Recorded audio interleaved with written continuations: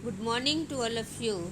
Class 7th, subject Social Science, Chapter 7, Tribals, Nomads and Settled Communities. Dear students, आप अपनी book का page number 91 निकालेंगे। वहाँ से आज हम चैप्टर 7 पढ़ेंगे। You saw in chapter 2nd, 3rd and 4th how kingdoms rose and fell.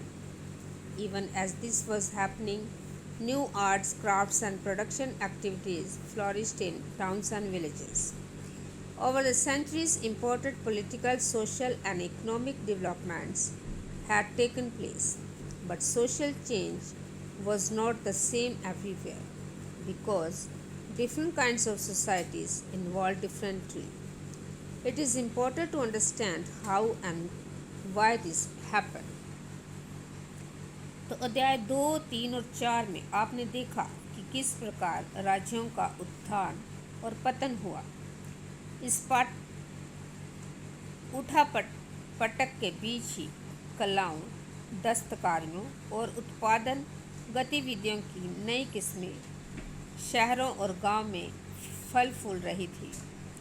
एक लंबे अंतराल में कई महत्वपूर्ण राजनैतिक, सामाजिक और आर्थिक परिवर्तन हुए, लेकिन सामाजिक परिवर्तन हर जगह एक समान नहीं थे, क्योंकि अलग अलग किस्म के समाज अलग अलग तरीक़ों से विकसित हुए। ऐसा कैसे और क्यों हुआ, ये समझना महत्वपूर्ण है।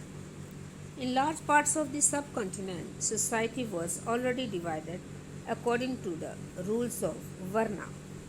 तो इस उपमहाद्वीप के बड़े हिस्से में समाज वर्ण के नियमानुसार पहले से ही विभाजित था।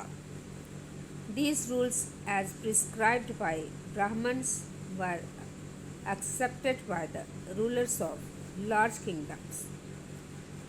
तो ब्राह्मणों द्वारा सुझाए गए ये नियम बड़े बड़े राजाओं द्वारा स्वीकार किए गए थे।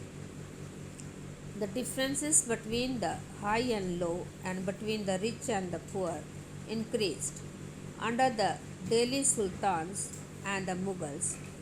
This hierarchy between social classes grew further. तो इससे ऊंच और नीच तथा अमीर और गरीब के बीच का फासला बढ़ा।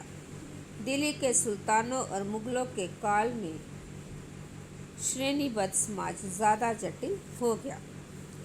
Beyond big cities, tribal societies. There were, however, other kinds of societies as well. Many societies in the subcontinent did not follow the social rules and rituals prescribed by the Brahmins, nor were they divided into numerous unequal classes. Such societies are often called tribals. तो अलबत्ता दूसरे तरह के समाज भी उस समय मौजूद थे। उपमहाद्वीप के कई समाज ब्राह्मणों द्वारा सुझाए गए सामाजिक नियमों और कर्मकांडों को नहीं मानते थे और ना ही वे कई असमान वर्गों में विभाजित थे। अक्सर ऐसे समाजों को जनजातियां कहा जाता रहा है। Members of each tribal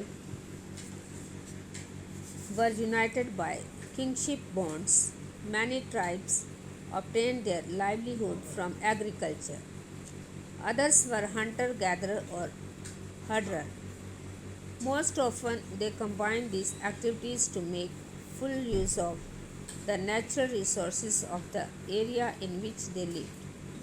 Some tribes were nomadic and moved from one place to another.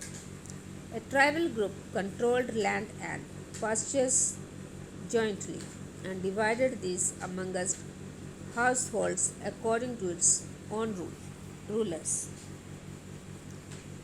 According to its own rules. तो प्रत्येक जनजाति के सदस्य नातेदारी के बंधन से जुड़े होते थे। कई जनजातियाँ खेती से अपना जीविकोपार्जन करती थी। कुछ दूसरी जनजातियों के लोग शिकारी, संग्राहक या पशुपालक थे। प्राय वे अपने निवास स्थान के प्राकृतिक संसाधनों का पूरा इस्तेमाल करने के लिए इन गतिविधियों का मिला जुला रूप अपनाते थे। कुछ जनजातियां खानाबदोशी थी और वह एक जगह से दूसरी जगह घूमती रहती थी। जनजातीय समूह संयुक्त रूप से भूमि और चरागाहों पर नियंत्रण रखते थे और अपने खुद के बनाए नियमों के आधार पर परिवारों के बीच इनका बंटवारा करते थे। Many large tribes thrived in different parts of subcontinent. They usually lived in forests, hills, deserts, and places difficult to reach. Sometimes they clashed with the more powerful caste-based societies in various ways. The tribals retained their freedom and preserved their separate culture. इन उपमहाद्वीप के विभिन्न हिस्सों में कई बड़ी जनजातियां फली फूली। सामान्यतः ये जंगलों, पहाड़ों, रेगिस्तानों और दूसरी दुर्गम जगह पर निवास करती थी। कभी कभी जाति विभाजन पर आधारित अधिक शक्तिशाली समाजों के साथ उनका टकराव होता था। कई मायनों में इन जनजातियों ने अपनी आज़ादी को बरकरार रखा और अपनी अलहदा संस्कृति को बचाया। But the caste-based and tribal societies also depended on each other for their diverse needs. This relationship of conflicts and dependence gradually caused both societies to change.